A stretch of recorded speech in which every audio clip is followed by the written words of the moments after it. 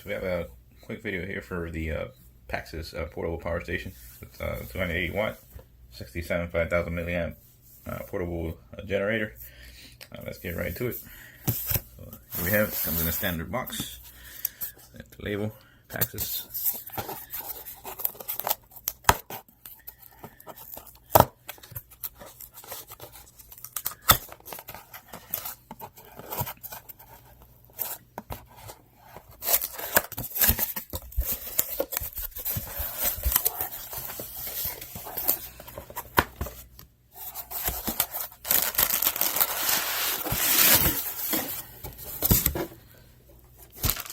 There it is.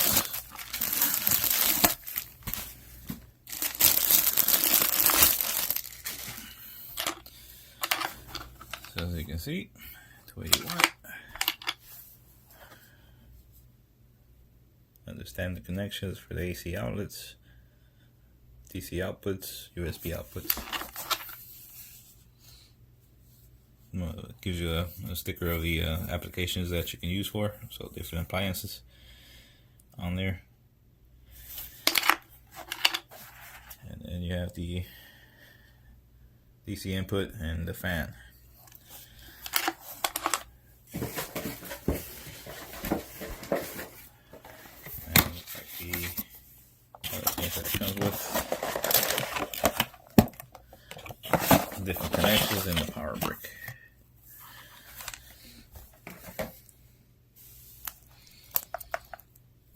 Cigarette lighter, a regular cable.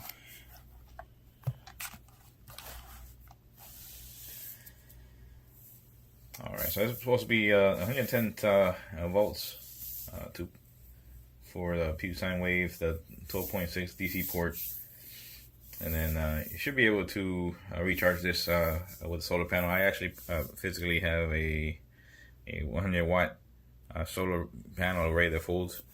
So I have it, so it would be perfect for this. Especially out here in Florida. You never know. Hurricanes come. You need some backup power source. I have another one, not the same one, but a different style that kind of does the same way. So it's good to have. I saw this one. I wanted to get a little bit more power out of it. The other one that I have, it's about, I would say, 45,000 milliamp or so. So this was lasts a little longer. These things generally, if you have a full day of sun, so probably I would say about 8 to 10 hours to recharge it fully. So it kind of works for how or when you need it. So you can have it say using it for a couple hours during the night. Say for example, like a mini fridge or something like that you can run for 4 or 5 hours. In the meantime, something like that, or different types of electronics, and obviously to recharge, anything that you probably have around the house, so if you want to recharge, your phones, anything that's USB powered, this will get the job done as well. So what we're going to do right now is I'm going to show the capability of it being able to charge or actually power a mini fridge that I have, so that way you can see that it does have that sufficient type of power to be able to run that.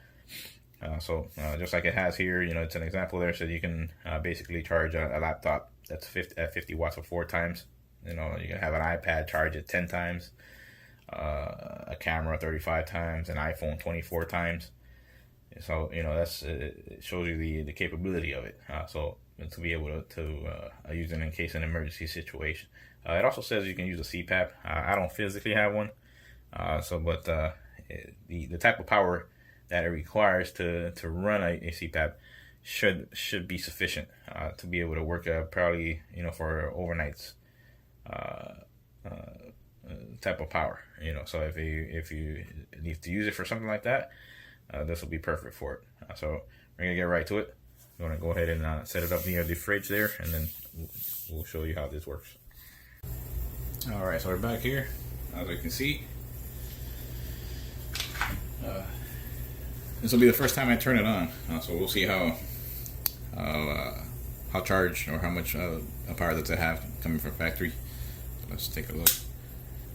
So you can see right there, so at least 60% of the way. I'm guessing it was probably charged fully. maybe not. I don't think, because these things are supposed to hold on to the power very sufficient for a very long time. So I'm thinking that they probably charge it up maybe 75% or 60% on there from factory. But all in all, that should be pretty good for this. So what we're gonna do is I'm gonna turn it off now. We do have a mini fridge here. So we're gonna go ahead and plug it in and see what we got here. There we go. So the angle's here. Let's go ahead and plug that in.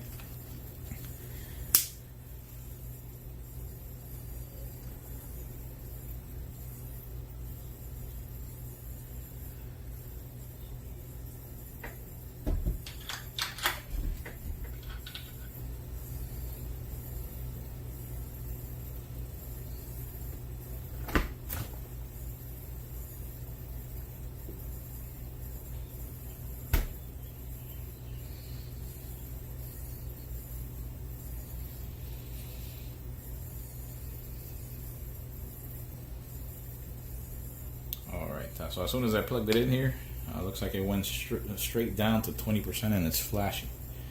And so I'm probably guessing that maybe it's not sufficient at the start on there, so it probably needs a good charge before we begin.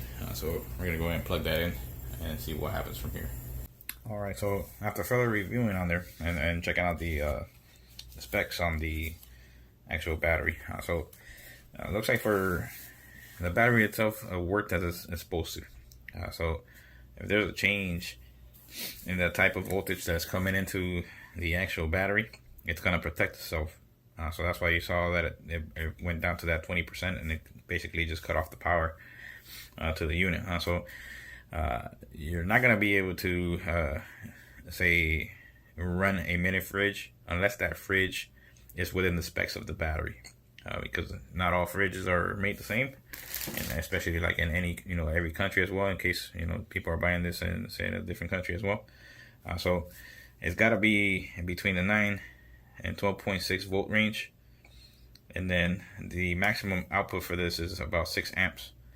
So if that appliance does not have the voltage stabilizing function, because some appliances do have that, then when that voltage drops, then the battery is going to protect itself because it can't do that. It's not made to do that. So that's an example. My fridge is probably, I could say, is a very old fridge. It's probably maybe 15 years old, that little mini fridge. And it could be the reason, so we'll be trying that out because I'm probably going to end up purchasing a new one in the future anyway. But I just wanted to try to see if it can power at least that one in the meantime. But it looks like it won't, not for this instance. But I am pretty sure that this does it because I do have a friend that has one of these that ended up, that's one of the main drivers for me to get it, because he does have a different brand mini fridge, like a cube fridge like that, and it works perfect. So not all fridges are made the same, so we can't have that kind of expectation coming from it. This thing will be able to power basically anything else as well. So just remember that. We do have charging cable here, so we can test it out here. Take that one off here and then plug in that USB one. That way we can show an example here.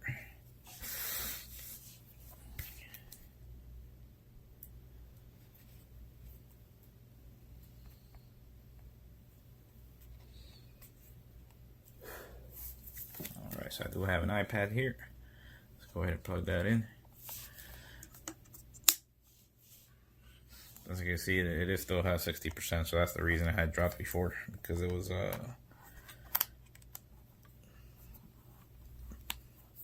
the voltage was dropping. And there you go. See, it is charging.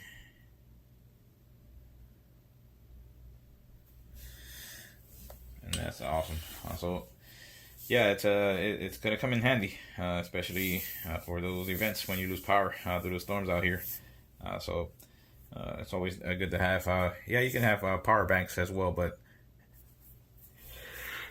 excuse me, having a power bank as well but those usually don't last as long, you know, so you gotta be, you know, recharging them over and over. So at least with something like this, you don't have to worry about that throughout the day as well. You know, so depending on usage, it'll come in handy to you.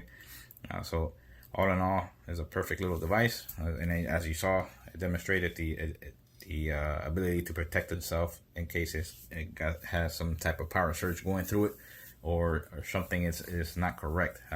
So that way the unit doesn't damage. So if you're in the market for one of these, this will be probably one of the ones to get. And obviously it all depends on what you need it for and how much power you need. That's why you see different prices on them. Because some have it here, some can go up to 78,000 milliamps, higher than that, over 100,000 milliamps on there. So it's all dependent on what you need it for. So yeah, if you're in the market, this could be a good one to get. Have a good one.